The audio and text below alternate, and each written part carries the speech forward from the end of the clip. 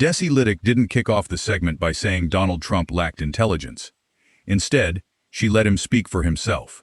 Behind her, the screen played a clip of Trump describing himself as a legend from his school days. The student everyone supposedly remembered. The young man who was already destined for greatness long before anyone else recognized it. He talked about his past, less like someone recalling old memories, and more like someone proudly displaying a collection of trophies. The way you learned at the Wharton School of Finance. I mean, that would be the ultimate thing. Now, whether or not that works, but I did suggest that I'm highly educated. I went to the Wharton School of Finance. This is not a test to see how smart you are. It's to check if your brain is functioning, which Trump should understand based on the questions. The first question is very easy, and they always show the first question is, you have a lion, a bear, an alligator, and what's another good? A squirrel. I went to the Wharton School of Finance. I went to the Wharton School of Finance. I went to the Wharton School of Finance.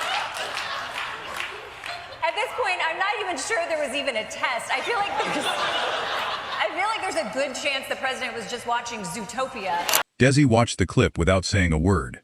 Then she faced the camera and said, "Whenever someone keeps reminding you they were a high school legend, the report card is usually the one thing they hope you never ask to see." The audience burst into laughter.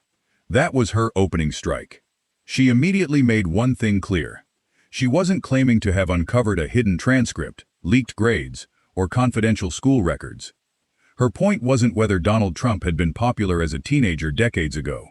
It was about a lifelong habit of presenting every chapter of his life as evidence that he was always number one, the strongest, smartest, most respected, and most successful person in every room. Then she reached beneath the desk and lifted a slim folder labeled report card. The audience leaned in. Slowly she opened it, revealing a mock report filled with categories instead of letter grades. Confidence, volume, attention, humility, listening, accountability. She looked at the first line, confidence, A+, volume, also A+. Then she added, interrupting the teacher, extra credit, group project.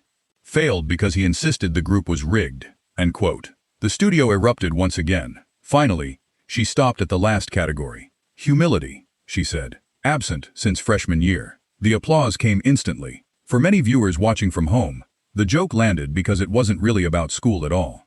Everyone has known someone who never stopped campaigning for class president inside their own mind. Someone who couldn't tell a simple story from childhood without casting themselves as the hero, the victim, and the winner. President Trump hosted a group of children at the White House today for an event promoting physical fitness. There we go. That's more your speed. Now you can talk about animals until your heart's... Desi's argument wasn't that talking about school memories is a bad thing. Her point was that Trump still speaks as though every hallway, classroom, and yearbook should be rewritten, until every story ends with him standing on top. She followed that by playing another montage of Trump praising his cognitive tests, education, instincts, memory, and intelligence. He described answering simple test questions as though recognizing an animal were some extraordinary accomplishment. Desi looked toward the audience and said, "I'm happy he knows the difference between a squirrel and an alligator." Most Americans are looking for a president who knows the difference between confidence and competence. The crowd roared. That was her second major hit. She had transformed the high school legend narrative into a broader test of character. A genuine leadership report card, she argued, wouldn't measure who was the most popular decades ago. It would measure who listens, admits mistakes, accepts criticism, respects facts, and resists turning every public appearance into a search for personal validation.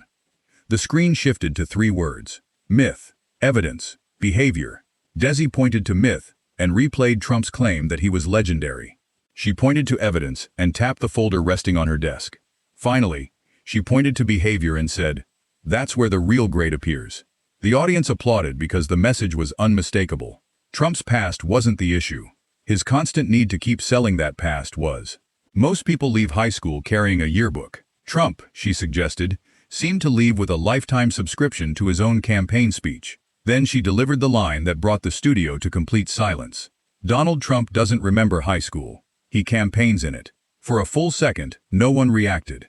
Then the room exploded with applause. Desi smiled but resisted celebrating the moment too much.